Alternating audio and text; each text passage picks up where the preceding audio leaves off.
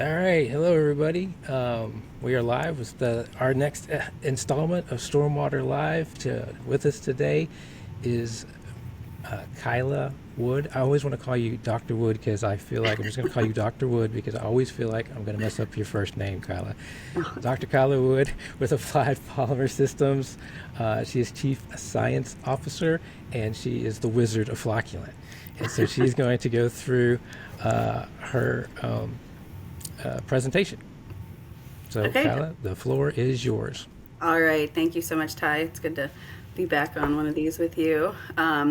So today we are going to be talking about flocculants, primarily for stormwater management, but also going to touch on some of the uses that it has for erosion and sediment control. It's a really versatile material. So what we'll be doing today is, here we go, advancing here. We're going to talk about flocculants, so we'll introduce what flocculants are, chemical treatments in general, and then we'll talk about polyacrylamide, or PAM specifically, because that's one of the most widely used flocculants that we use, and the one that we'll be showing a bunch of examples of today and the different ways that we can use it. And then we'll look at some of the polymer-enhanced BMPs, because one of the important things to know about flocculants for stormwater and erosion sediment control is that it is not a replacement for any of our traditional BMPs. Flocculants enhance our traditional BMPs and are also enhanced by them. So you're going to see a lot of examples today of flocculants in conjunction with other types of erosion and sediment control and stormwater BMPs. And then I'm not sure, Ty, if we do questions, but that's what towards the end. So just a Yeah, little bit, yeah, real quickly. Okay, sure. yeah. Keep going. If there's questions, I'll stop here and you can just keep on rolling. I Oh, got you. cool. Yeah, that sounds great. Okay, this technology, APS, it was born in the mining industries for treating mining effluent, TSS, and metals. And in the early 1990s, we took that technology down to the construction stormwater industry in the southeastern United States. So what we really focus on is making sure that we're using high quality products that have been toxicity tested and are really a high grade and are safe for aquatic organisms. So we're really going to focus on making sure we're using products that are safe for the environment, since we're doing a lot of these treatments out in the open environment on our construction sites. So again, PAM's not just for water treatment, it's also going to be used for soil stabilization, erosion control. It helps establish vegetation. The USDA has been researching anionic PAMs, or polyacrylamides, for decades to improve crop yield. We can again also use it for water treatment. We'll talk a lot about how that works and how we use that to remove metals and sediment and things of that nature. So a lot of versatility in anionic PAMs and how they can be used. So first of all, why flocculants? And shoot, Ty, this isn't, it's not going to cycle Uh-oh. through my pictures. Uh-oh. Having some technical difficulty with these PowerPoints. So Oh you can't no. see me I can. advancing, I see the no. I see the Y flocculants. I do see the stack of images. and it's not advancing. It's not going Okay. through them. It's just the cool demonstration you guys do. Now I'm on chemical treatments. Okay. Are you, are you on back on Y flocculants? Yes. Okay. Now I'm right now. Now I'm on flocculant Pam. Oh, All now I'm right. on Y Well, I flocculant. apologize. Y We're not going to be flocculants. able to see all these pictures, but I'll just keep going with the point. So the reason that we use flocculants is because a lot of traditional best management practices are not physically able to filter or settle small particles like silts, clays, and metals. And so even when we do everything right with our traditional BMPs, we can have a pretty high turbidity moving through and reaching our water resources. So that can have issues for aquatic life, habitat, and of course for projects. If we're not able to meet our discharge limits, then we have non-compliance, fines, delays. So what we can do with flocculants, also called chemical treatments, you might hear them referred to as chemical treatments, flocculants, polymers, a lot of different names for it, but basically it's using a chemical to enhance those traditional BMPs so that we can get out those challenging and difficult to remove contaminants.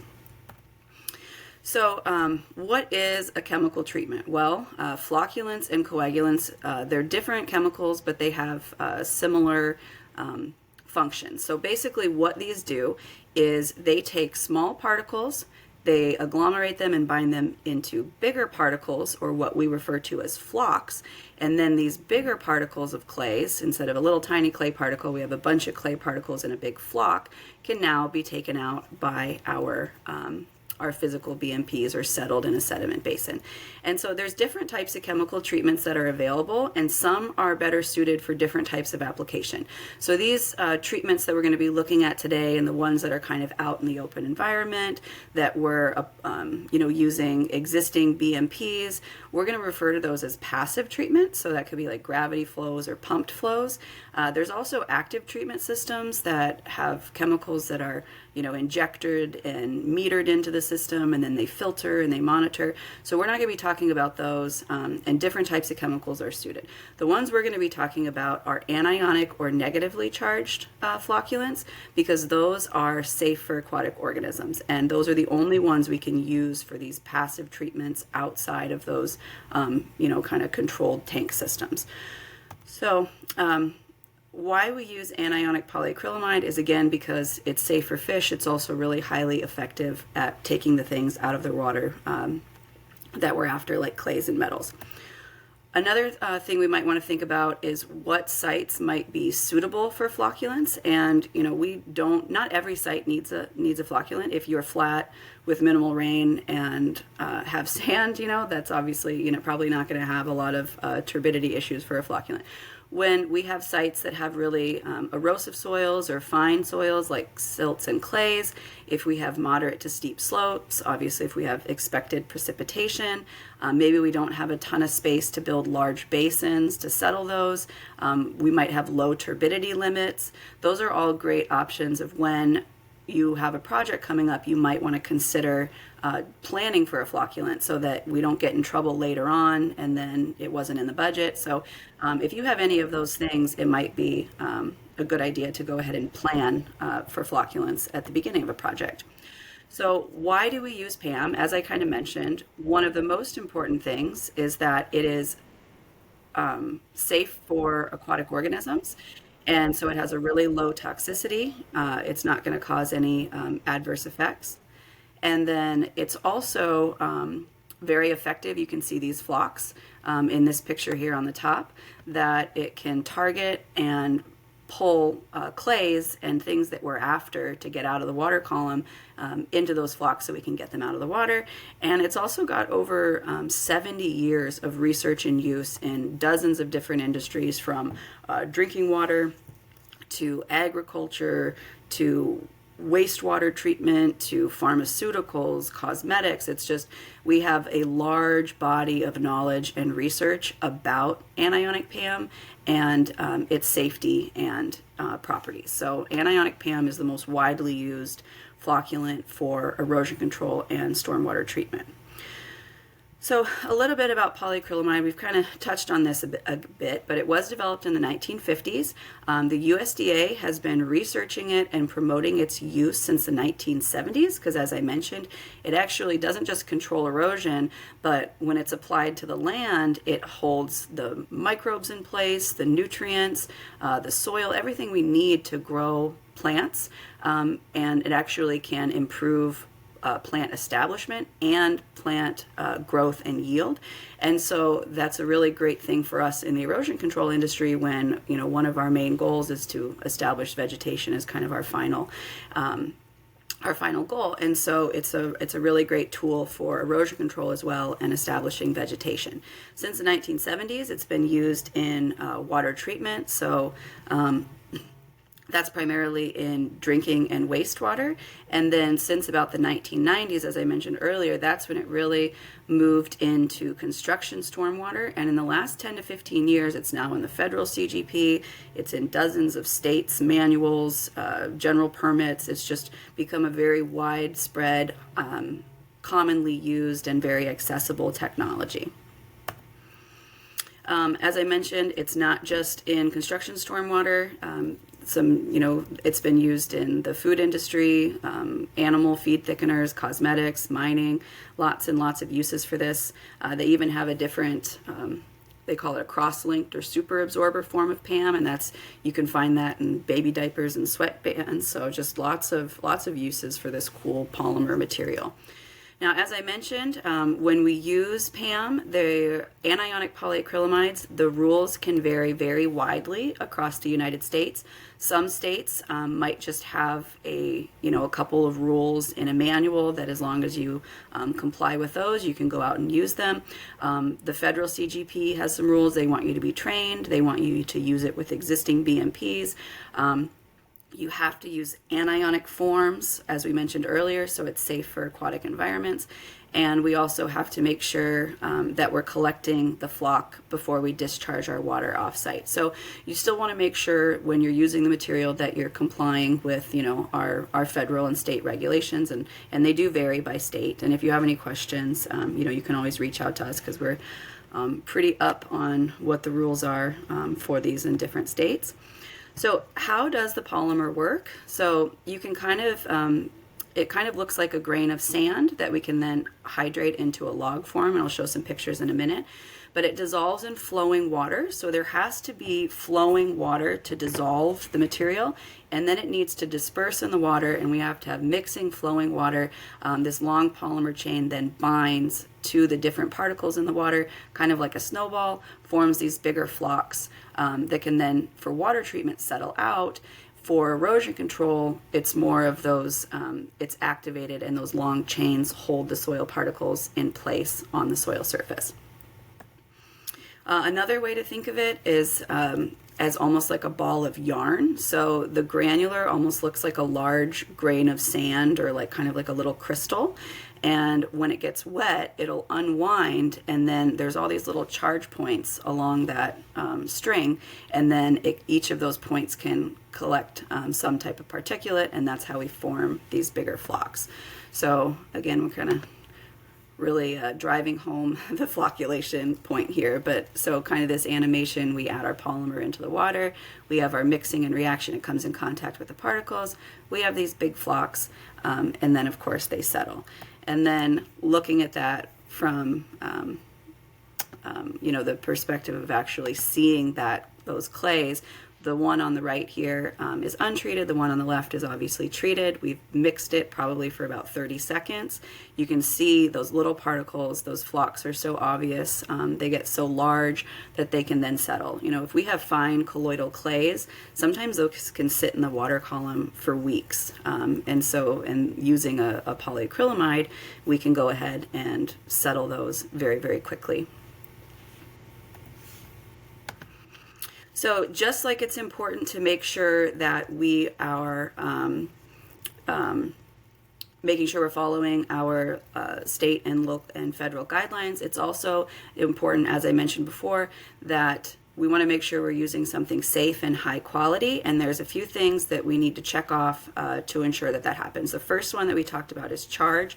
The reason for that, we keep talking about anionic, is that fish and other organisms have negative charges on their gill surface, and so anionic or negatively charged polymers will repel. Again, opposites attract and like charges repel, and so it'll repel from those, and it doesn't have an effect on fish and aquatic organisms. Cationic polymers, which are positively charged, will attach to gills on organisms and can cause toxicity at a really low amount. So there are cationic chemicals that we use for stormwater. They are confined to active treatment systems where we're very closely monitoring how much we're using it, filtering it, and testing the residuals. We don't do that with anionic PAM and passive treatment, and so that's why we focus on just those anionic flocculants. We also want to make sure it's toxicity tested, and this is usually a requirement to use a specific product. That means that it's been sent out to a lab. They've tested it in a very, very conservative laboratory setting to see exactly how it affects fish and invertebrates, and we know that we're using a safe material before we put it out on the site. You don't really need to do a lot with that. You just want to make sure that the product you're using has had that done. And last of all, we want to make sure we're using a really high quality, high grade PAM, and you can make sure that you're doing that by checking if it has a drinking water certification. That's an NSF standard 60 certification. You can go to their website and you can actually Google the companies and see if their products are on that list. So that's a pretty easy thing to check as well. So those are the important things to make sure we're selecting a safe PAM before we go out and put it in the water or on our site. So now we know kind of what we're using, an anionic polyacrylamide, how it works through that flocculation process. We make sure that we're using something that's going to be safe for the environment. And now that we have it and we're ready to use it, there's also a few fundamentals for effective flocculation to make sure that we're able to, remove those contaminants that we're after, those sediments or metals or, whatever we're targeting. And so those fundamentals are making sure we're using the right formulation, and I'll explain these more in just a second here. One polymer does not work on all soil and water, so we want the right formulation. We want to use the right dosage. We don't want to use too much. We also don't want to use too little. We want to make sure there's enough reaction time and mixing. We've talked about how that flocculation occurs, that we have to have mixing to kind of get that snowball floc effect. And then we also want to make sure we're capturing that floc. So those are the 5 things we have to make sure that we're set up to achieve on site. So with the formulation, obviously soils are complex. They're very different depending on where you are in the United States or the world. There's also a lot of different formulations of flocculants. So what we do is we do a simple thing that we refer to as a performance test. Sometimes it's called a sample analysis. Sometimes it's called a tailgate test. But basically what we're doing is we are taking a sample of soil or water from the site. This is required per the federal CGP in most states.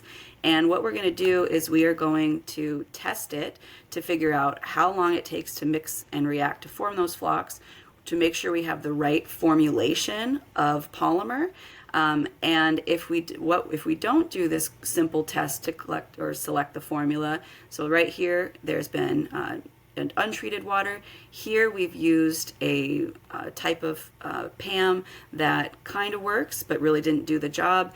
And here we've selected for the correct formula, and really the only way to do that is get our hands on a sample of the soil or water and test it. It's really simple. It's not a complicated test. We return the results the same or next day. We do it free of charge.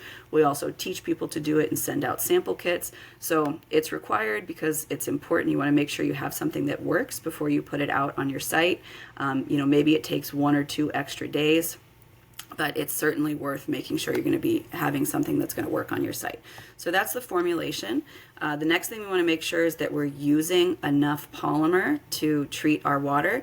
For these types of applications for water treatment, we're usually aiming to use about 3 to 5 8 to 10 pound logs in about 1 million gallons of water. Now, there's a couple other products. We have a material that we apply to the surface of water, and that is about 100 to 200 pounds per acre foot. And then for erosion control, the granular form of polymer, you would apply about 20 to 40 pounds per acre. So depending on what application, there's different application rates. But for the floc logs in water treatment, which you can see these blue blocks here, those dissolve in the water, and you need about 3 to 5 fully dissolved in 1 million gallons of water. Now, when we're doing flow-through systems, you're not always going to be able to recirculate a pond over a flocculant until it's fully dissolved. And so a lot of times we do, those flow-through or treat and release. And so to dose those, we'll base it on flow rate. So depending on how many gallons per minute of flow you have, we have a suggested number of floc logs that you need. So it's relatively simple to dose these, depending on what type of system you're using. The other thing that is a fundamental to make sure that we're using the materials effectively is reaction time. So just like we did that kind of jar test or that performance test to see what type of flocculant is going to work on the soil and water, we also test how long it takes us to mix that sample to fully form those flocs so they settle out. We want to make sure that that is less than 60 seconds, typically 30 or less, because you can imagine if it takes 10 seconds to form floc in a channel, that could be a pretty short distance. If it takes minutes for a flocculant to react with your soil or water, you could have thousands of feet, which is really impractical. So it's really important that we make sure that we know the reaction time that we need as well. So the other thing we want to make sure is, as I mentioned before, we have enough mixing. And so this is an example here. You can see the floc logs or the flocculant log versions of the polymer, those slowly dissolve in flowing water in this channel. And you can see the turbulent water that's flowing over there. They've kind of created, used these structures here to create more mixing to get better reaction. We can kind of look at, there's lots of ways we can do that without increasing the space or the length of a channel. So in this, they've added multiple kind of straw bales and jute matting. So the more mixing that you can get in your flocculant treatment system, the better. So here we've got our floc logs, we've got some type of wattle or fiber roll, and that adds reaction time, increases the mixing, and just makes the whole system work better. And then finally, so now we've picked the right formulation, we have the right application rate for what type of treatment we're doing. We have enough reaction time, we got plenty of mixing. Now we've created these flocs. Our goal in using a flocculant is to remove sediment from our water so that we have clearer, better quality water discharging off our site. So if we've taken little particles, turned them into big particles, and then sent them off our site, we haven't done our job. So capturing that floc is also a requirement and an important piece of doing a flocculant treatment. So in this picture here, you can see the flocculated particulate bound to this jute matting. And so that's something, there's a lot of different ways that we can capture floc. So we can use our sediment control BMPs like basins, check structures, velocity dissipation. We can also use enhancing those with really fibrous natural materials, whether that be jute or core or excelsior. Those are all great things that you can use to help capture floc. This picture here, you can see this is a microscopic image of flocculated sediment attached to all the little fibrous parts of a jute matting. So it's kind of like fly paper for floc. It's just a really great way to capture it. Here you can see a check dam that has been covered with jute matting. There's some floc logs that are probably lined up this channel so it can capture the floc on there. So lots of ways you can do it. Here's a channel, the water flows down. We've got floc logs and granular silt stop powder in there. And then we have kind of our velocity dissipation area full of fibrous materials that's going to capture that floc. So just lots of different ways. Same thing here, velocity dissipation. Another thing you can do is you can use silt fence. This has some straw or mulch in between it. Another great way to capture floc. So if you don't have a basin, there's certainly other ways that you can set up floc capture at the end of your treatment. So tanks, even this is a tank that they were discharging their treated water into, and then using some kind of jute curtains in there to help capture that floc. So now we've kind of got our fundamentals of how the flocculants work, how to make them work in a treatment system, and now I want to go through some different polymer-enhanced BMPs so you can see how these are used in in these different systems. And so I did want to, I think it might have been covered by a picture up there, but I did want to just briefly, the types of PAM products is, I had mentioned when it's made, it kind of looks like a granular, like a grain of sand or a little white crystal. And then we hydrate it into a floc log form that's for water treatment. The granular form of the polymer, we can apply it to sediment controlled BMPs. We can apply it to the land for erosion control. There's also a concentrated liquid emulsion form that they can use for hydroseeding, for dust control, and we'll show those in a minute. That's not used for water treatment just because it has some emulsifiers and surfactants in it, but I just wanted to briefly mention those three different main forms because those are going to be a lot of examples here that we're looking at. So the main polymer-enhanced BMPs that we'll look at a couple examples is, again, using the granular and the liquid form for erosion control with the benefit of better vegetation establishment. And of course, we'll look at a lot of water treatment examples, so that we're using to take out turbidity in metals. And then at the end, we'll look at kind of a couple cool, maybe lesser known uses of the flocculants. You can actually use it for sediment thickening or demucking, where you add the granular to really high water content. You can thicken sediment for like pond cleanouts, and you can also use it for dust control. So we'll look at a couple of those examples right now. So let's start with water treatment.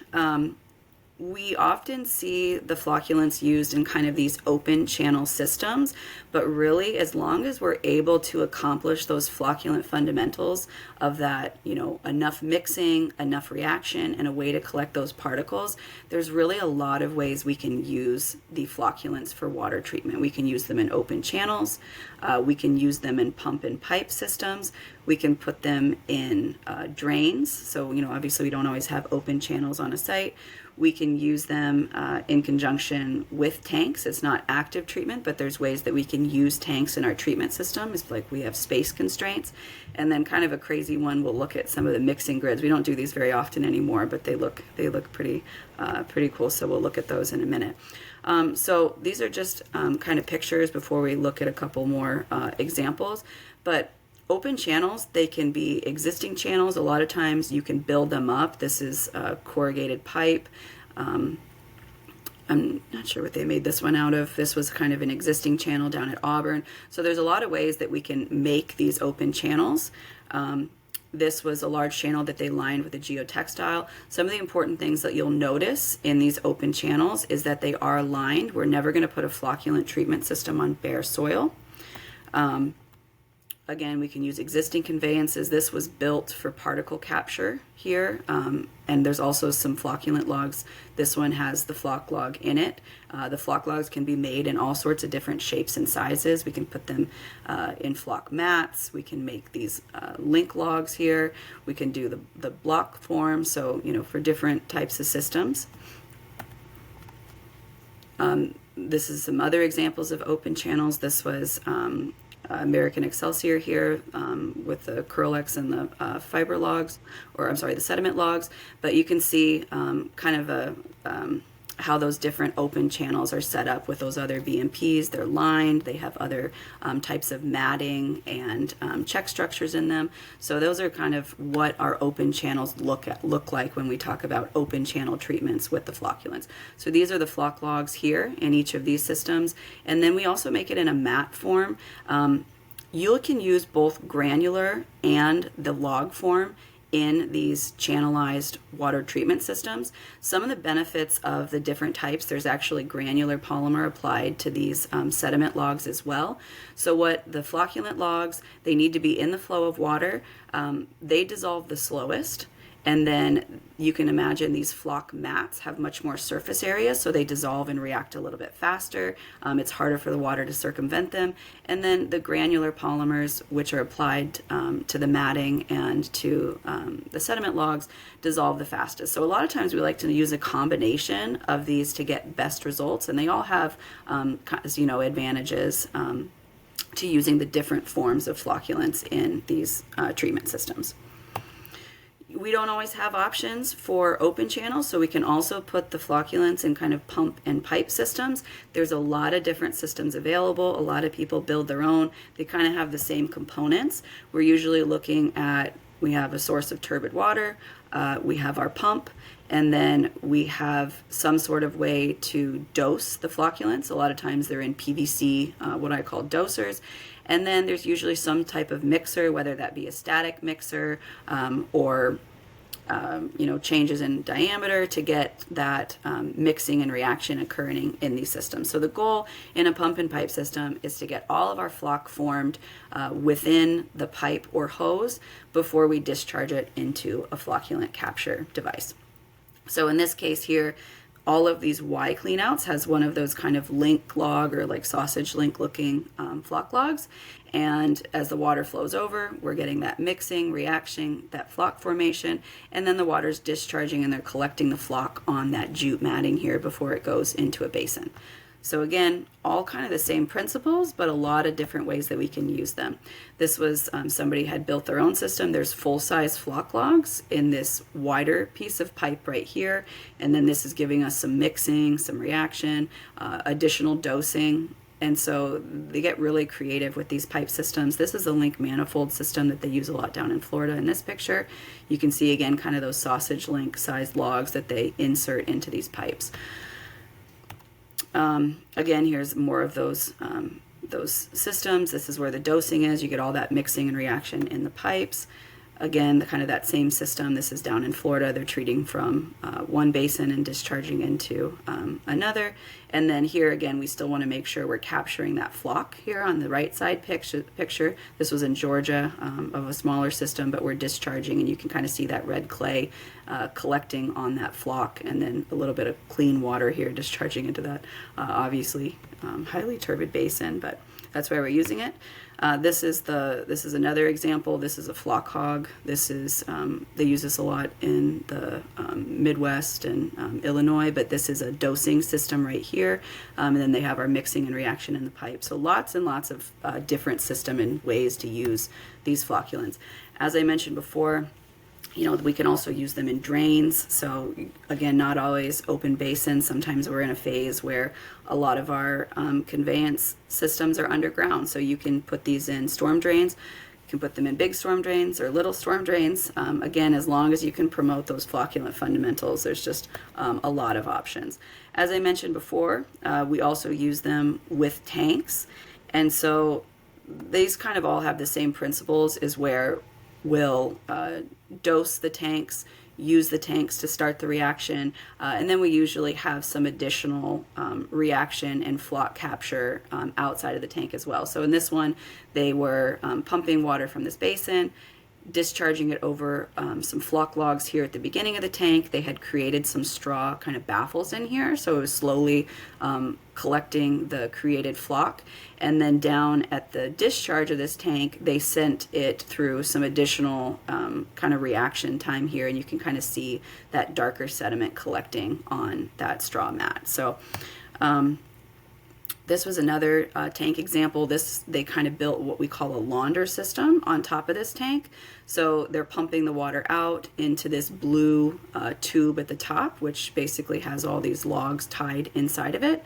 And then the water flows over and around them and then discharges and collects the floc in these subsequent tanks. So again, it's not a fully active system, but we can use tanks again if we have space constraints, and there's some ways to do that. Like this one, they were pumping water up from a basin and discharging it onto some floc logs in this tank, and then they're getting some mixing and reaction. There's another floc log here, and then they put a bunch of jute matting down the channel to collect the floc. So just lots of different ways to do it.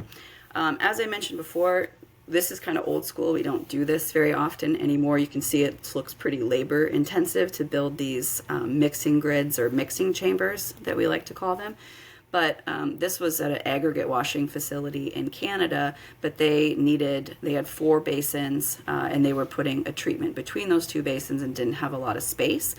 So they built this mixing grid, and you can see the floc logs that are kind of staked down in between there.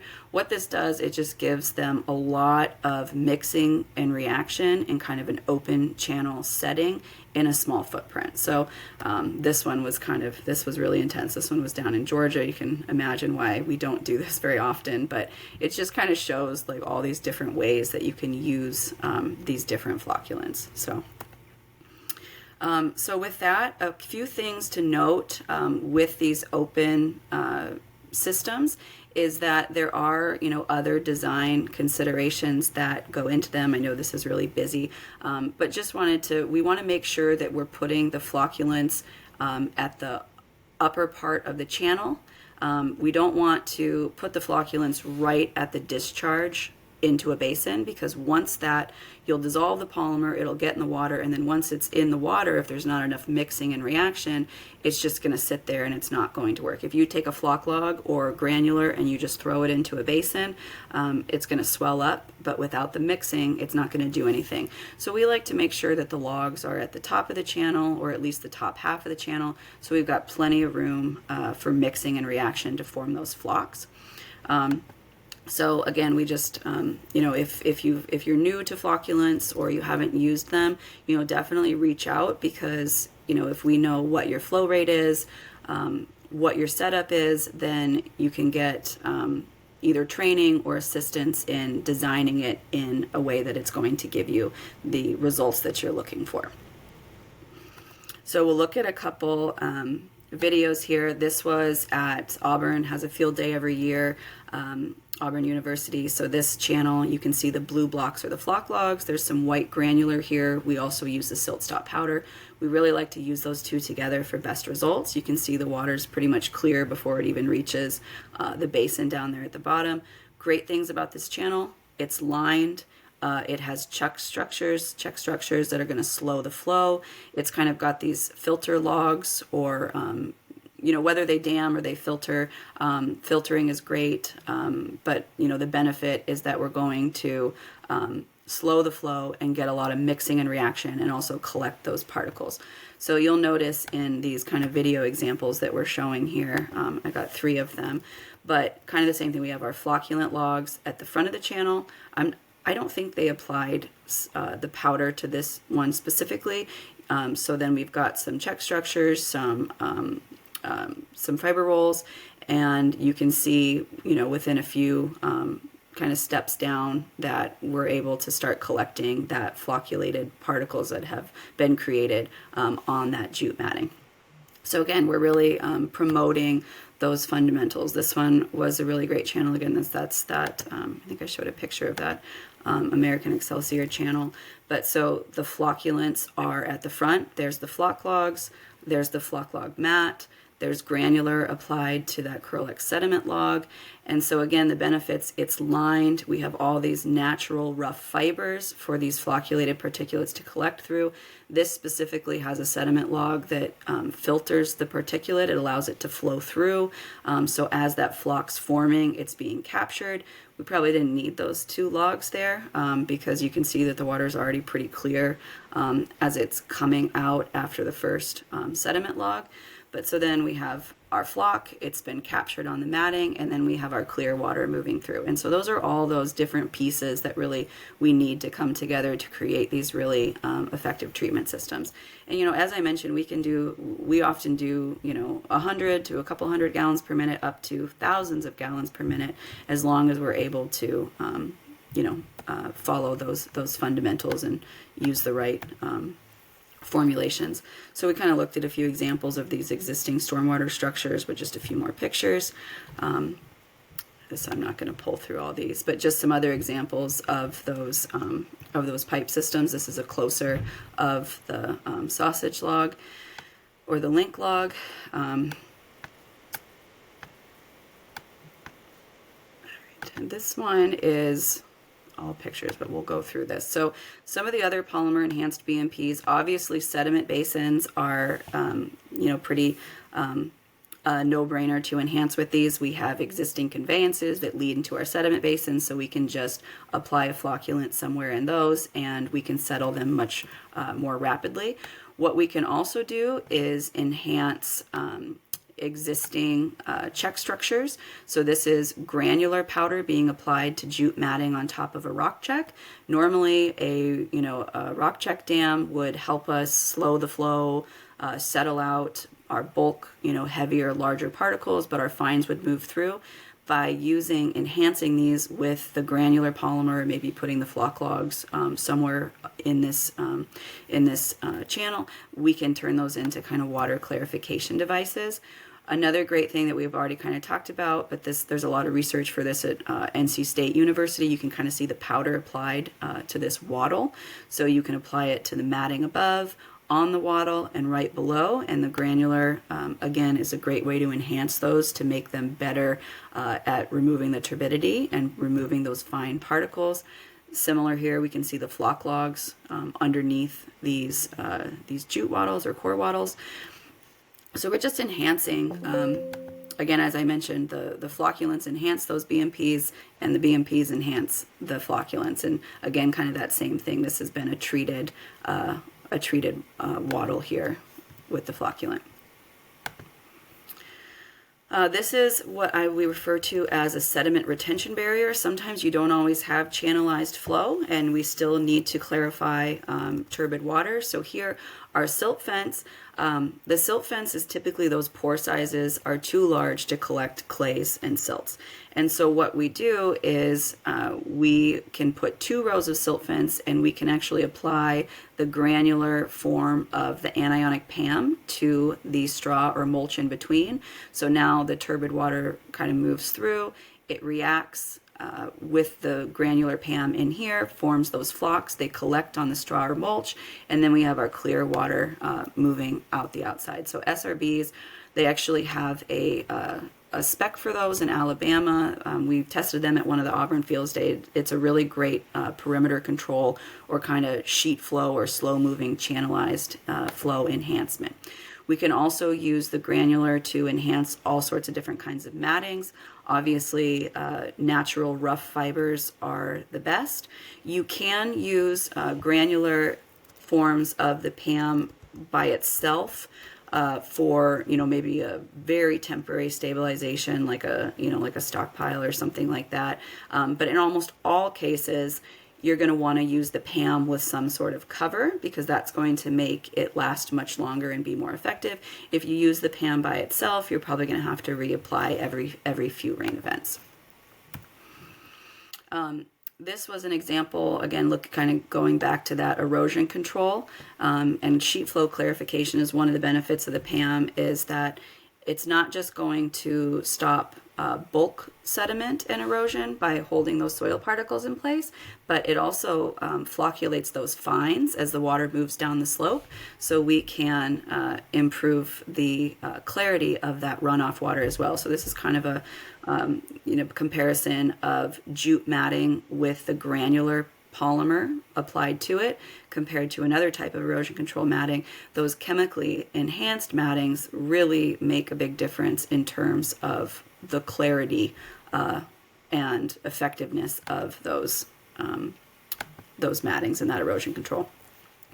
Polymer-enhanced hydroseeding, if you've used a hydroseeding or a hydromulch mix, it probably already had some sort of PAM involved in it or in it, but it's really common. It really helps to hold all those different things together, just as we mentioned before, why the USDA promotes it.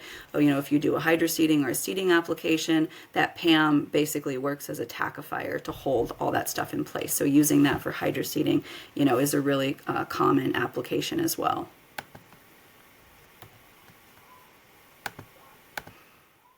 And then we already mentioned this a little bit, but again, using the, we call polymer-enhanced soft armoring as any type of matting that we use the polymer with. So it's the polymer with fibrous covering, and that's going to help with that soil stabilization and enhancement. Oh, we looked at that already.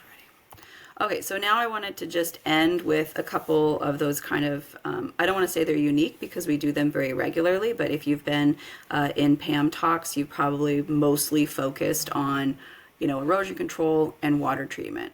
But the material, as I mentioned, has a lot of versatility and can do a lot of other cool things. And one of those is sediment removal or thickening, which we refer to as demucking. So obviously, when we have sediment basins on our site, at some point they've reached their, in their design life, a point that they need to be cleaned out. I think sometimes that's 50% of capacity. I don't know if it might change depending on where you are, but essentially we can have very high salt or high water content sediment, and it can be expensive and difficult to clean those out. What we can do with the PAM is a small amount goes a long way, but what he's doing is he's kind of just using a leaf blower and pouring the granular PAM into it and spraying it over the sediment in a basin.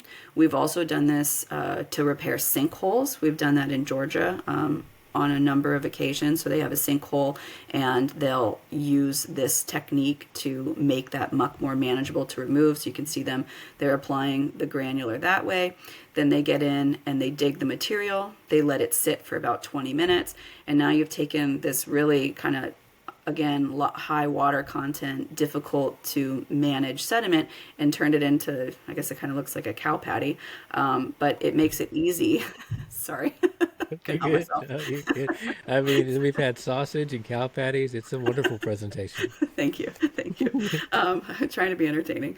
Um, so we can take that material and it just makes it much more easy and cost effective and manageable to remove. If your sediments aren't contaminated, the PAM is non-hazardous. What we've seen people do, because now we have this polymer-enhanced thickened muck, you can take that and you can spread it and use it for erosion control on other areas of the site. So we always like to say that when we have a saturated jute matting with Floc or material from a sediment basin, if you can reuse it on your site for erosion control or put it on other areas, that's always the best. It can also be hauled away. There's no special disposal considerations. It's non-hazardous. It's a food-grade polymer. But again, if you can use it, then that's always what we suggest. So here's kind of a picture. Again, they've done that demucking procedure, put it into a truck, and they have applied it on the edge of this highway to help establish vegetation. They did that quite a bit down in Florida. And then the last application is dust control. So dust control is obviously very common, but maybe less known that PAM is an option for that. So, the most frequent dust control method is water. After it's obviously, especially when you're in areas that are experiencing a drought, and that's why we have dust, using a lot of water to manage that issue is not ideal. Other options are things like magnesium and calcium chloride. So they use salts, which can be effective for dust control. I'm from the Midwest. I'm up in the Upper Peninsula of Michigan, so we're even a little too cold for salt most of the time in the winter, but a lot of places in the Midwest use a lot of salt for the roadways. And so when we use salt products for dust and things like that, those can eventually end up in receiving systems and increase the salinity. So PAM offers a really great non-salt option, just like it aggregates particles in water and on a soil surface. It will hold those dust particles in place. It also, it's a water-soluble polymer. It doesn't absorb a ton of water, but it still absorbs some water. And so when you apply it to the soil surface, it holds some moisture and it also holds those particles in place. So it significantly decreases the amount of water. If you're in an undisturbed area, it could be weeks before you would need to do a reapplication of the polymer or the water. If you're doing haul roads, which is a relatively common application, if it's continually disturbed, you can imagine you're kind of breaking up that that surface that you were holding together, and so that might be a few days where you have to do a reapplication. But that could be in comparison to sometimes you're going by 5, 6, 7 times a day in very hot regions for dust control. So a really, really great option for dust control as well. So with that, again, we talked about anionic polyacrylamide, why we use them, making sure we're following the rules, we're using only anionic products, making sure they've been tested, they're good quality, we're using them correctly to promote flocculation, we have the right formulation. There's probably, half a dozen different formulations of the flocculant logs, kind of the same with the granular. So, one's not going to work on all. And so it's, making sure we're using the right type, getting enough mixing and reaction. We enhance other BMPs, they enhance us. And then, of course, capturing those particulates. And then as long as we're following those rules, then we've got a safe and effective way to remove those really challenging particulates. So with that, I use us as a resource if you have any questions. We're a manufacturer, but we don't just sell product. I think it's really important to make sure that people are properly trained. It's good for everybody because they will get the correct results. The products will be used correctly. We do the sample analysis. We'll help with product selection, dosing calculations, where and how to install, permitting and regulatory if needed. So, if you have any questions, please, feel free to reach out because that's what we're here for. And with that, I really appreciate your time. And Ty, I thank you for having me today. Hey, I just want to say, thank you so much for taking the time to go through the presentation. It's a lot different than what we did on the podcast, obviously. Got kind of just a chance to chat. And I really feel like that your presentation is definitely a refined presentation. It's great because every time I thought I had a question, there came your answer. So this is definitely not the first time this presentation is put together. I do apologize that we had some technical difficulties there in the beginning and that you had to kind of shuffle your images around, but it was fantastic. I think it's really good information. I like it. I could talk about that. I just think it's really, it's just neat. It just gets my nerd going. I just let's, and so, anyways, we may or may not have some flocculant now, just so you know. Like Eddie had some leftover stuff at Suswa. So, anyways, so, so there might be some weird content that comes up on my LinkedIn soon, and I'll give you guys a shout out when it happens. But anyways, those of you that were able to make it live for us, we didn't have any questions. I really feel like it's because you answer all the questions. But thank you for joining us. There is going to be a replay. If you enjoyed listening to Kyla and her explanations about flocculant, you can also listen to her on episode 17 of the Stormwater World podcast. And then she was also on SWIP Radio. I'm not sure which podcast episode that was. And if you're just one of those people that want to see her and have her tell you all this fantastic information live and in person, and you happen to be in the California area next week, she will be at Casca